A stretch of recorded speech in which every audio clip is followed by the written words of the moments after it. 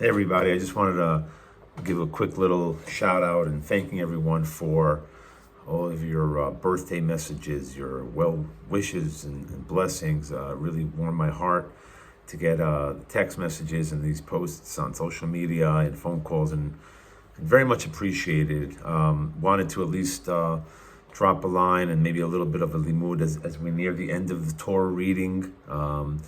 We just had Shabbat Shuvah. This last Shabbat is the Shabbat that comes before Yom Kippur.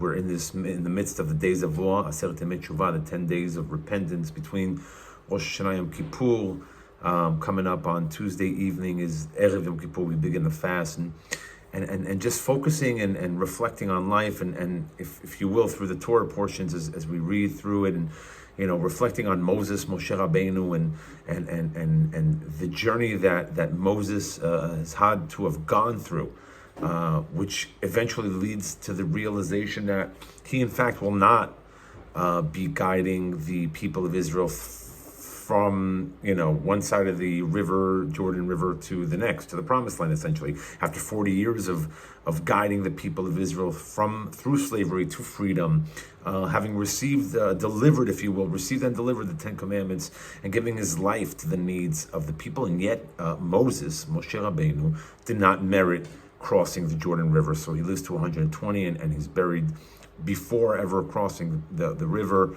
And I think there's an interesting message there for all of us to consider about what it is that we put out there into the world, what is it that we expect as a result of our actions, and how far are we able to go? Do we make it to the promised land? And it reminds me, of course, of Honi. There's a legend of Honi, many of you might know, in the carob tree, where one day a righteous man named Honi Ma'agal, he lies under a tree and he sees another man with carob trees in his hand, and he says to him, "What are you doing with these trees?" And he says, "I'm here to plant these carob trees." And he says, to plant a carob tree?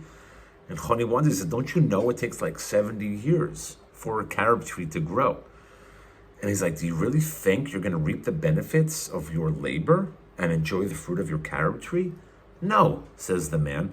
"I plant the tree so that my descendants can enjoy its fruits." From the story, we learn that, of course, sometimes the efforts that we put forth, right, the trees that we plant, the seeds that we plant, aren't necessarily for us, but rather they are revealed for a future generation, for our children. It's the ripple effects.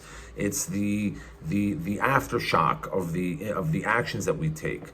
And sometimes that's something to think about in terms of like what it is that we're doing in this world, and how we go about living our lives. Same thing with Herzl, or Dr. Martin Luther King, for that matter. They didn't necessarily come to see the fruition of their actions.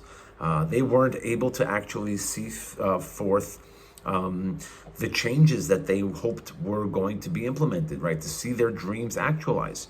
And which also brings me to another famous quote that I always like, which is of Rabbi Tarfon in the Tractate Avot, Masechet Avot in the Talmud, who says, "It's not incumbent upon you to complete the work, but neither are you at liberty to desist from it."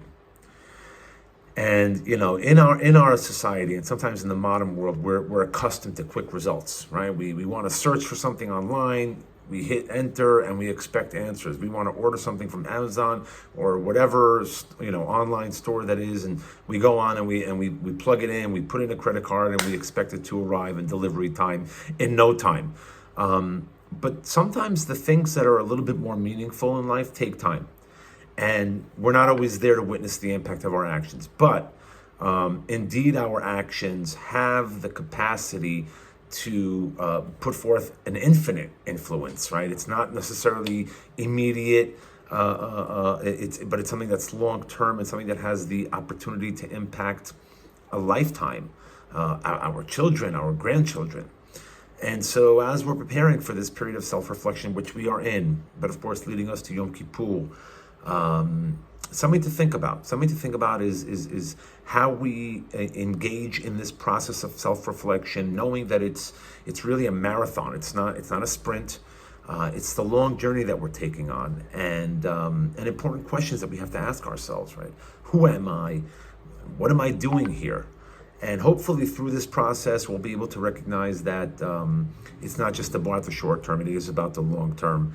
And with that, hoping that we all have a happy and healthy new year, of course, and an easy fast, a Gmar Kativa v'Chatima Tova, may we all be signed for a year and a life of good health and love and light, and only good things coming our way.